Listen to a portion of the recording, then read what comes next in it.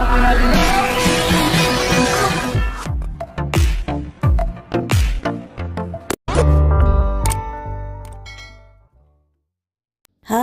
guys, yang nampak di video ini uak-uak yang lagi mimpin dirijen ya.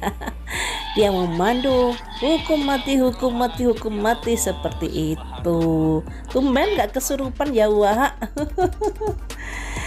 Dan ini adalah saat Yosef tiba di rumah TKP. Dia memperagakan lagi memanggil Danu.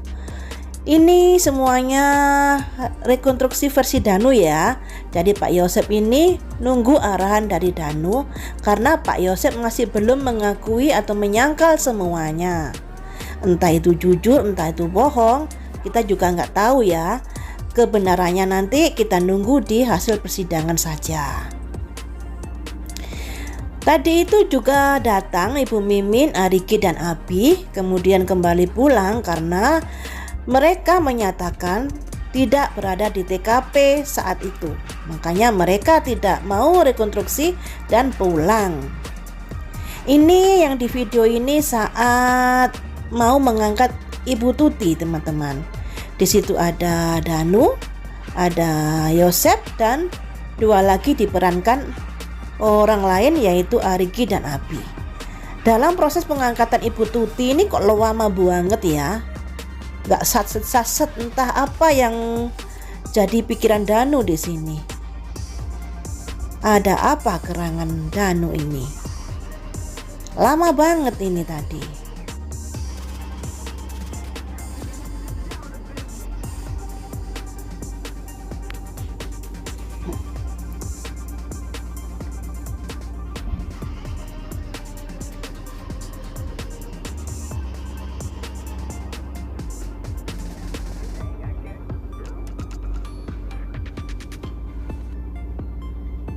Apa yang dipikirin Danu?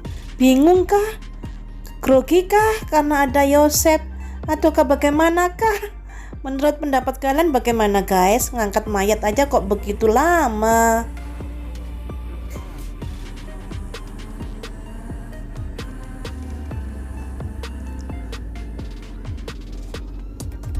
Aduh, kok lama banget ya?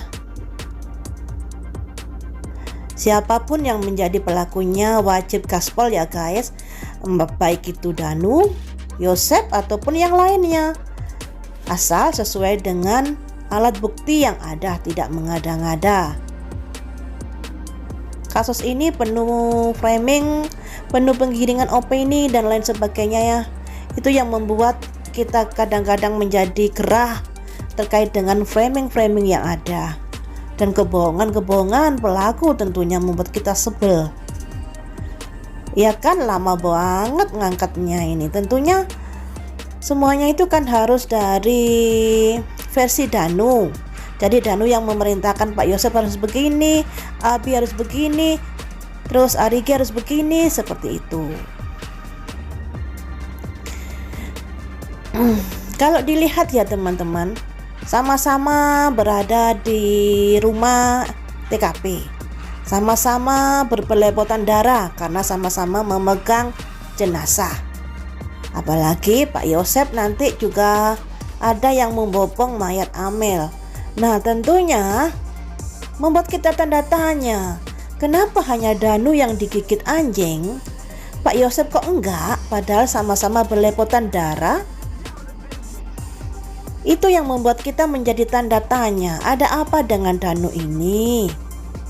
Padahal Pak Yosef kan juga, kalau versi Danu, Pak Yosef juga eksekutor kan? Pasti akan darahnya muncrat yang begini, yang begitu, apalagi membopong mayat Amel. Harusnya Pak Yosef juga digigit K9. Tapi yang nggak tahu lagi nanti dalam persidangan, apakah ada alat-alat bukti yang begitu kuat yang bisa menjerat Pak Yosef. Tapi yang membuat kita tercengang ya teman-teman, K9 itu nggak bisa dibohongi loh ya. Manusia itu masih bisa berbohong kalau dapat amplop coklat. Tapi kalau anjing K9 instingnya kuat, sudah terlatih, sulit untuk dibohongi, hampir nggak bisa dibohongi. Aduh, ini lama banget ya, ngangkat mayat aja kok lama banget. Dibopong 4 orang ini mayat Bu Tuti ini. Kita kalau melihat atraksi seperti ini rasanya sedih ya teman-teman. Sedih banget. Seandainya hal itu terjadi pada keluarga kita, bagaimanakah perasaan kita? Tapi anehnya dari keluarga inti, juga keluarga besar Ibu Tuti sepertinya biasa-biasa aja. Itulah yang membuat kita juga menjadi tercengang-cengang. Lama banget kan proses mengangkatnya? Apa yang dipikirkan Danu?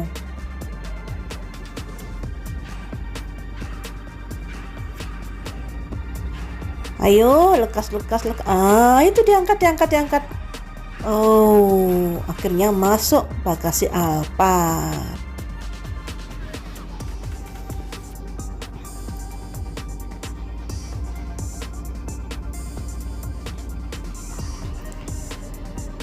Rekonstruksi selanjutnya, Pak Yosep menuju TKP.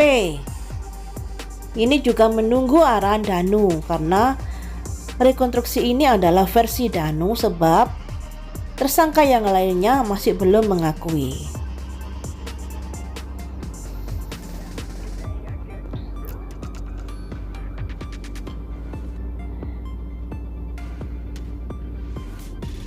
Masih menunggu arahan Danu. Ayo Nu, kasih saran Nu. Harus bagaimana Nu, jangan kelamaan. Nah, ini Pak Yosep sudah menuju TKP.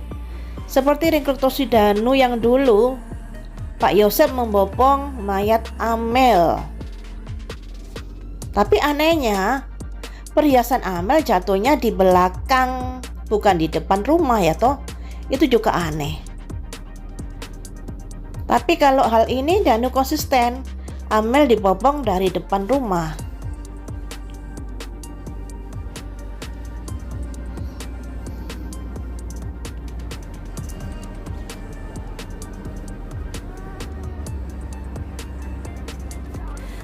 Pak Yosep itu badannya mungil ya teman-teman, gak gede. Jadi rasanya juga kita tanda tanya, mampukah Pak Yosep membopong mayat Amel sendirian? Gede mana sih Amel sama Pak Yosep ini badannya, saya nggak tahu sih. Kita lihat aja nanti gimana rekonstruksinya.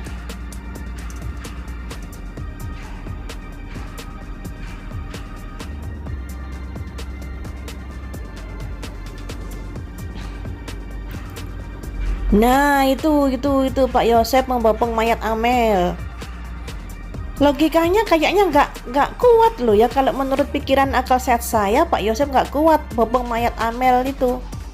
Lihat aja badannya Pak Yosep kan mungil. Nah, ditaruh di bagasi. Sudah selesai. Tuh. Bayangkan Pak Yosep badannya segitu, membopong mayat Amel segitu. Membopong mayat itu kayak mengangkat batu loh ya, lain kalau membopong orang hidup. Pak Yosep ini pura-pura nggak tahu, pura-pura on, atau memang nggak tahu beneran ya kejadian malam itu. Nah disinilah yang membuat kita tanda tanya. Tapi kenapa Pak Yosep ikut masuk di TKP tanggal 19 bersama Yoris, Mulyana, Arif, dan beberapa petugas kepolisian. Namun kalau kita cross checkkan dengan keterangan Pak Kades, sebenarnya Pak Kades ini sudah ditelepon oleh penyidik Polres Subang jam 10 pagi di tanggal 19 itu untuk diperintahkan mengambil kucing dan mobil Yaris. Bahkan Pak Kades yang lebih dulu ditelepon. Pada akhirnya mereka kumpul di Polsek dan datanglah penyidik Polres itu rame-rame lah ke TKP. Nah disinilah apa keluarga besar Pak Yosep memang nggak tahu, ataukah semuanya itu rencana dari penyidik Polres Subang, oknum dari penyidik Polres Subang. Nah di sini kita masih bingung ya, apakah mereka ada sebuah kerjasama ataukah mereka berjalan sendiri-sendiri Nah, disinilah yang perlu didalami. Jadi saksi kunci buat saya, menurut saya ini adalah oknum polisi beserta Danu. Ketika mereka bicara, maka akan kebuka kasus ini. Yang tahu persis, dan sebenarnya sebelum Kang Mul sama Wayosep ditelepon juga, penyidik tuh nelpon saya bahwa minta mobil dipindahkan. Betul, Agar tidak di sana. Mobil Yaris nih, bukan mobil apa-apa, mobil Yaris. Saya mah, kalau saya itu ditelepon tuh memang dari jam 10. Pertama masalah kucing, betul, harus cepat diambil. Kedua masalah mobil, itu saja. Betul.